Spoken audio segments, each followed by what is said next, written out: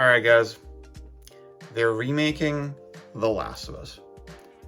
And they're calling it The Last of Us Part 1, which I don't know if that's hilarious or kind of cool. And the common gut reaction talking point from many people seems to be, damn, that's unnecessary as fuck. The word I see a lot thrown around is unnecessary, right? And I guess my question is like, doesn't that implicitly also say that there's necessary remakes? I remember, the thing is, I see this, this video is not just about The Last of Us.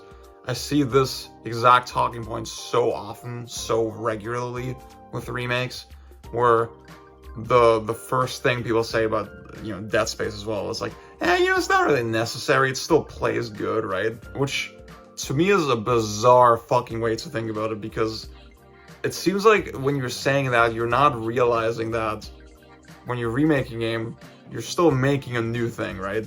The original doesn't go away, the original still exists, right? If I make a remake, if I do a remake, and it plays better, quote unquote, let's just say that very generally. I think that's a stupid phrase, but like, I'm just gonna roll with it. Let's say plays better. The original still plays the same as it did, right? It's just a different game, right? It's hilarious, like, with DMC2, it's such a common talking point that, like, oh yeah, they should remake that game because it's actually bad, so it would benefit from a remake, even though, again, the game itself doesn't change, right? You just made a new thing. And to illustrate that, yeah, let's say you made a version of Devil May Cry 2 that's so different from the original that my opinion vastly changes, right? Like, it's such an improvement that I'm like, yeah, I like this game. I still don't like DMC2. So I fired off most of my points on this whole thing on Twitter already, actually. But I thought, it just makes good content. I thought the title of this video was really funny for the idea, so yeah. And one really good reply I got is that gamers have database brain. The thing they want to satisfy is like, they want to satisfy the part of their brain that's like, yeah, I need to play Resident Evil 2. I need to play DMC2, right? But they don't actually want to play the old clunky version. See, for them it's really appealing. For them it's really appealing in that context that now there's a good modern version of those games that I can very easily enjoy. See, and I know for some of you that sounds insane in the context of Resident Evil 2. Like, we all know that's a great game, the original. The remake is also good, but I still remember, like, listening to podcasts where people were like saying, yeah, I'm not gonna play the original because the remake's coming out, it's like, whatever. Again, sort of implicitly, intrinsically, whatever, kind of probably treating them as the same thing, right? I think a lot of people, when you say it like that, they wouldn't want to admit it, that they are treating them as the same thing, because in any other context, in any other medium, we do understand, with film, for example, that remakes are a different thing, right? But with gaming, seemingly, we still, a lot of us seem to have the seed in our brain that's like saying, yeah, again, I guess this database brain idea where you are kind of filing them as one experience, right? In your head. And I guess that begs the question, what makes a remake more warranted or less warranted? I guess that's a more accurate way to describe those feelings. I think people, at the very least, even if they don't want to say the word, even if they don't want to imply that a remake is necessary in certain scenarios, they at the very least, a lot of people seem to think that it's more warranted in certain scenarios than in others. See, and that thinking is just as flawed. It seems to forget the fact that there isn't one perfect way to do a remake, right? If you're saying, oh, a remake in this scenario would be warranted, that also implies that you probably have a certain idea of how it should be done, right? When in reality, there's so fucking many different ways to do a remake. Obviously, you can stick to it more one-to-one. You can do a Resident Evil 2 thing where, yeah, it has the same basic structure and beats, but obviously completely different player mechanics, right? Which, again, that's another thing. I think a lot of people, they don't think about player mechanics, they don't think about cameras and stuff, right? We sort of file certain styles of control as like, okay, this is an old thing, this is how we used to do it, and now we just do the modern replacement of that. And I shouldn't have to explain why that's a shit way to think about it. I guess to take DMC2 again as an example, there's so little in that game that's actually worth repurposing. If you remade it, you would have to come up with completely new scenarios and like a completely new thing, right? Completely new enemies. There would have to be so much stuff that's completely original, right? And not based on anything, probably. And it's like you're doing all of this just to satisfy the part of your brain that's like, yeah, I want a thing that's called Devil May Cry 2 that's also good, right? Even though to achieve that, you would inherently have to change it like beyond recognition anyway. And then, but you seemingly, you don't want to accept that it is a new thing, right? You want, you want to still think in your mind that it is the same game, right? I said this on Twitter as well, but like, it's so interesting because like every interesting idea that was in DMC2, like multiple characters, or wall running, or rainstorm, or even the Sin Devil trigger, right? All that shit found its way into later DMC games. So clearly, even from that angle, I can't see why a game with flaws, for example, would warrant a remake more than a game that doesn't have, you know, heavy flaws. Because you could still just make a completely new thing, like it's not a remake, and just take those ideas and just improve them, you know? Like, see, I guess to assuage that database brain a little bit again. Once we do have a remake, right, for a lot of people, the common confusion and question is like, okay, which version do I play? Which version is the canon version? Which version is the best version?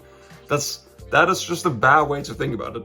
Just, if you play Resident Evil 2, you played 1996, 1998, 1998, I think. Yeah, 1998. If you play that game, you play that game.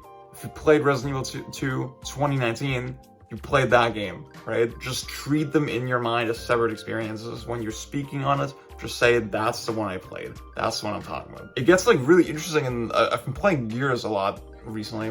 I've been thinking about Gears a lot. Obviously, there was the Ultimate Edition of the original, which very much from what I understand sticks to the original source code, but obviously adds a lot of quality of life stuff and completely overhauls the visuals, right? See, and in my brain, I have treated them as separate experiences already, right? Even though, again, ostensibly under the hood, it is the same game, right? And yeah, I'll say personally, the couple changes that are in Ultimate Edition make a pretty profound difference. Just being able to change your aim sensitivity, and also for me, especially the fact that you can separate, there's an alt control scheme where you can separate the dodge and the cover buttons, which insanely opens up the game, makes it way more smooth to play. And again, that's something that was in every Gears from Gears 2 onward. So Gears 1 was the only game that didn't have that option, right?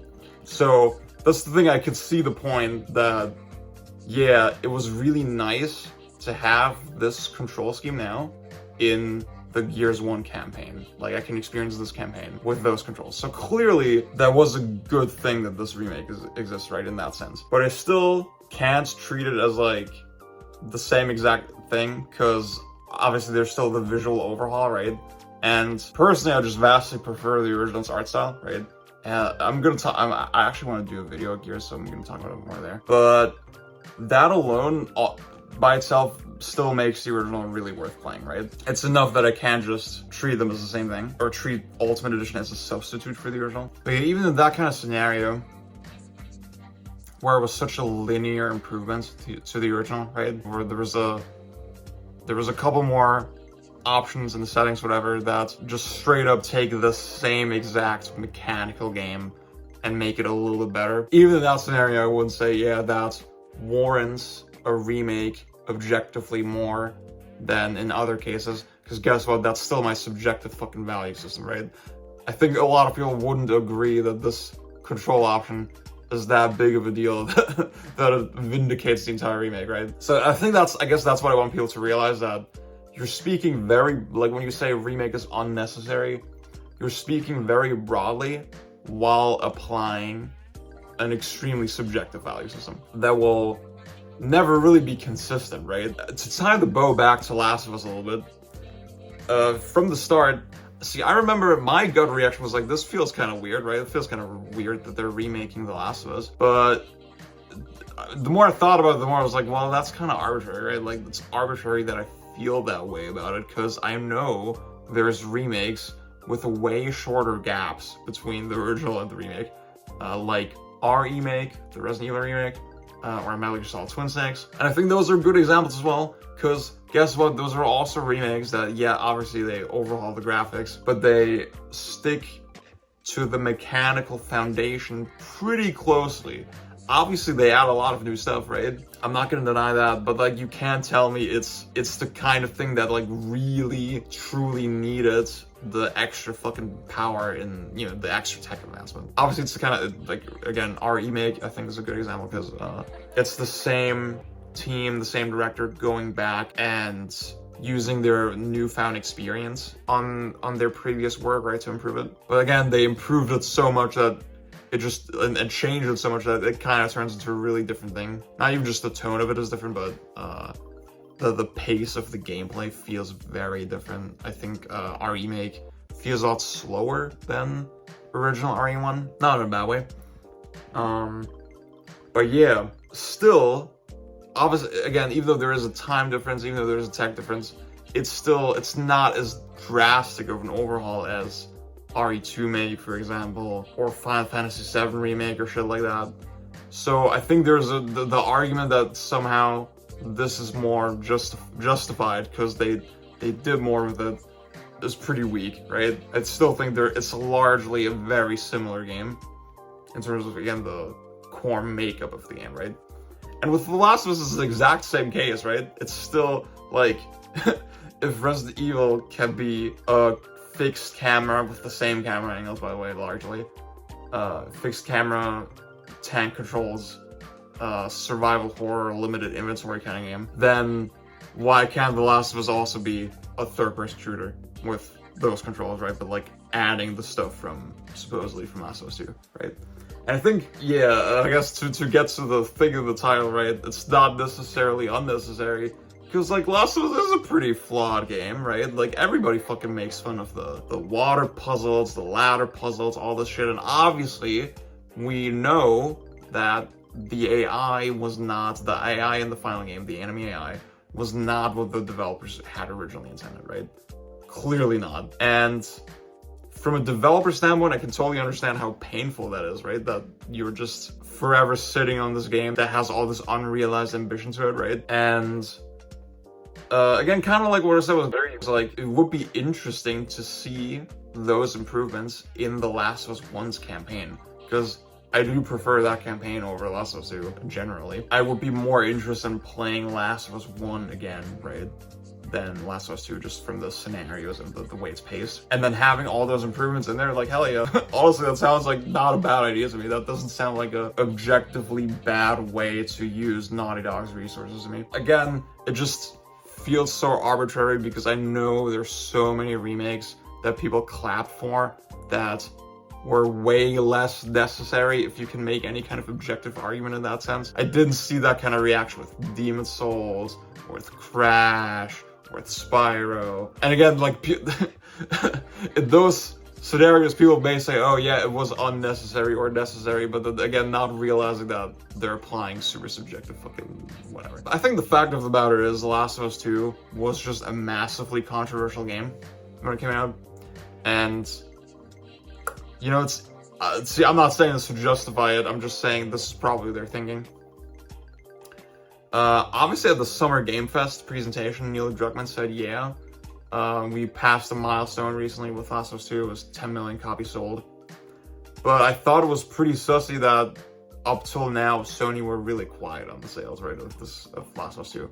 And I didn't double check this, but I'm pretty sure Last of Us 1 sold way faster on a much less popular platform, right? My conclusion is Sony probably had way higher expectations for Last of Us 2. I'm not saying it was a flop or anything, but it was a pretty arduous fucking development. Got delayed multiple times, was in development for a long time, right? And again, was just so fucking controversial when it dropped. I'm pretty certain Sony had way higher expectations for it than what it actually did.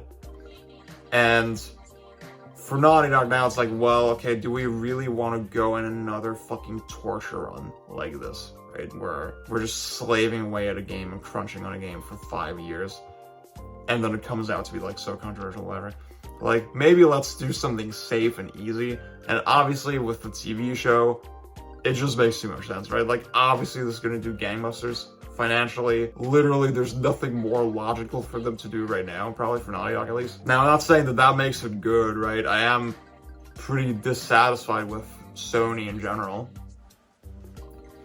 as of late, but that's just how it be, right? And like, I can have those feelings and then still say on an individual level, like, yeah, I wouldn't be opposed to playing it, you know. I'm pretty interested in playing it, actually. I'm pretty interested to see what they do. I think that's all I have. Yeah, I think that's all I have on that particular subject. Let me know what you think in the comments below. Like, subscribe.